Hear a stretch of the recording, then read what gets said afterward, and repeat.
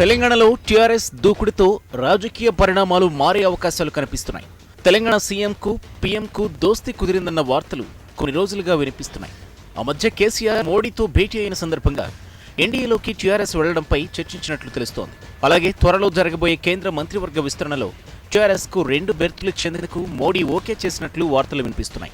పదవులు ఆశిస్తున్న వారిలో కేకే, జితేందర్ రెడ్డి, వినోద్, కవిత ఉన్నట్లు సమాచారం. ఇంతకీ ఎన్డీఏతో టీఆర్ఎస్ జతకట్టడం నిజమేనా? టీఆర్ఎస్ కేంద్రంలో చేరితే రాష్ట్రంలో టీడీపీ, బీజేపీ దోస్తీ కటిఫ్ అవుతుందా?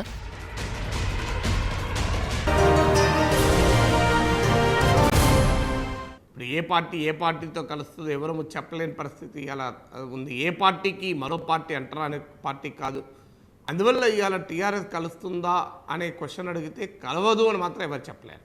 కలుస్తుందనే ఆన్సర్ రాకపోవచ్చు, కలవదు అని కూడా ఎవరు చెప్పారు. అయితే దీంట్లో ఏంటి కారణం? ఒక్కటి మాత్రం నిజం. ఈ ఒక్క వాదన ఏంటంటే తెలంగాణ రాష్ట్రానికి నిధులు రావాలి, అందుకు కేంద్ర ప్రభుత్వంతో సఖ్యత కావాలి, అందుకొరకే టీఆర్ఎస్ ఎన్డీఏలో చేరాలి అని సమర్థించే టీఆర్ఎస్ వాదులు చెప్పచ్చు.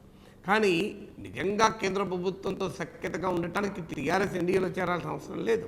ఎన్డీఏలో చేరినంత మాత్రాన రాష్ట్రానికి బ్రహ్మాండంగా దక్కుతాయన్న గ్యారంటీ కూడా లేదు. ఇప్పుడు మీరు గమనించండి, ఆంధ్రప్రదేశ్లో ఉన్న ప్రభుత్వం ఏంటి? ఎన్డీఏ ప్రభుత్వం. రాష్ట్రంలో ఎన్డీఏ ఉంది, దేశంలో ఎన్డీఏ ఉంది. మరి ఆంధ్రప్రదేశ్కి ఇప్పటివరకు స్పెషల్ స్టేటస్ రాలేదు, స్పెషల్ ప్యాకేజ్ రాలేదు. చివరకు రాష్ట్ర పునర్వ్యవస్థీకరణ చట్టంలో చెప్పిన అంశాలకు కూడా అమలు కాలేదు. మరి అలాంటప్పుడు ఆంధ్రప్రదేశ్కే అమలు కాంది తెలంగాణకి ఎట్లా అమలవుతుంది? కేసీఆర్ గారే చెప్పారు కదా, ఆ అమరావతికి నీకు మట్టి నీళ్ళు ఇచ్చారు మోడీ అని. మరి అమరావతికి మట్టి నీళ్ళు ఇచ్చిన వాళ్ళు తెలంగాణకు బంగారము వెండిస్తారా? ఈ క్వశ్చన్ అనేది వస్తుంది కదా.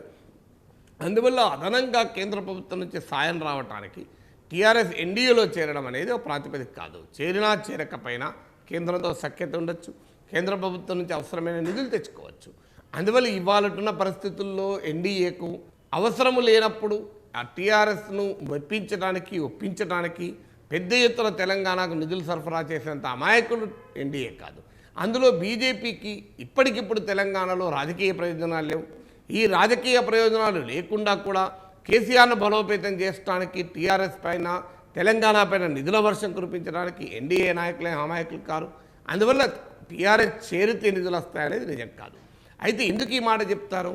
టీఆర్ఎస్కి ఒక అడ్వాంటేజ్ ఏంటంటే ఒక ఈడియం ఉంది, ఒక రాజకీయ ఈడియం. ఏంటి? పొలిటికల్ ఈడియం ఏంటంటే మేము తెలంగాణ కోసం గొంగలి పొరుగునైనా ముద్దు పెట్టుకుంటాం, కుష్టి రోగినైనా కౌగలించుకుంటాం. ఈ మాట కేసీఆర్ గారు చాలాసార్లు అన్నారు, బహుశా మళ్ళీ ఒకసారి కూడా అంటారు. అప్పుడు ఒక క్వశ్చన్ వస్తుంది, మరి బీజేపీ గొంగలి పొరుగా కుష్టి రోగి అని. ఆ ప్రశ్న మాత్రం సమాధానం చెప్పండి, మేము ఎవరితోనైనా కలుస్తాం, మాకు కావాల్సింది మా రాష్ట్ర ప్రయోజనాలని. ఈ రాష్ట్ర ప్రయోజనాలు అనే పేరు చెప్పి ఎవరితోనైనా కలవడానికి తెలంగాణ రాష్ట్ర సమితికి అవకాశం ఉంది. కానీ ఆచరణలో జరుగుతున్నది ఇది రాష్ట్ర ప్రయోజనాల కన్నా రాజకీయ నాయకుల వ్యక్తిగత ప్రయోజనాలు. మనందరికీ తెలుసు, కవిత గారు ఓపెన్గానే చెప్పారు, మోడీ గారు పిలిస్తే ప్రభుత్వంలో చేరుతామని కూడా చెప్పారు.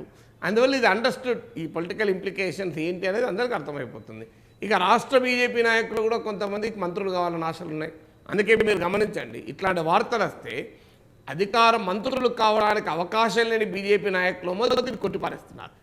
సవాలే లేదు, అసలు మా టీఆర్ఎస్ మాకే సంబంధం, అసలు టీఆర్ఎస్ఏ మాకు ప్రధాన ప్రత్యర్థి అని చెప్తున్నారు. కానీ మంత్రి పదవి అవకాశం ఉన్న ముఖ్య నాయకులేమో పెద్దగా మాట్లాడుతున్నారు. ఎలాగో మంత్రి పదవి రాని వాళ్ళేమో సవాలే లేదని డిస్మిస్ చేస్తున్నారు. అసలు మంత్రి పదవికి అవకాశం వాళ్ళు ఎందుకు మాట్లాడుతున్నారంటే ఏమో ఎందుకు రేపు కలిగితే మనకు ఇక్కడ రాష్ట్రంలో ఏమైనా 2 మంత్రి పదవులు వస్తాయో, మన జీవితకాలంలో మంత్రులు అవుతామో కాదో, 40 ఏళ్ళ నుంచి బీజేపీలో పనిచేస్తాను, 30 ఏళ్ళ నుంచి పనిచేస్తాను అనే ఆశపడే బీజేపీ నాయకులు కూడా తెలంగాణలో చాలామంది ఉన్నారు. ఈ కారణం అయితే ఈ వ్యక్తిగత రాజకీయ ఆకాంక్షలే టీఆర్ఎస్ బీజేపీని కల్పిస్తాయి తప్ప తెలంగాణ ప్రజలు, తెలంగాణ నిధులు, తెలంగాణ అభివృద్ధి ఇవన్నీ రాజకీయాల్లో చెప్పే కబుర్లే. దీంట్లో ఎలాంటి అనుమానం లేదు. అయితే కలుస్తారా?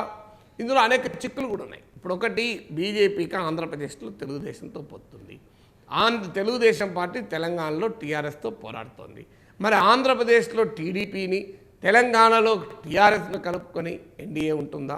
చంద్రబాబు నాయుడు, కేసీఆర్ కలిసి మోడీ ప్రిసైడ్ చేసేటువంటి ఎన్డీఏ సమావేశంలో అటెండ్ అవుతారా? ఈ క్వశ్చన్లు కూడా ఆన్సర్లు ఉండాలి.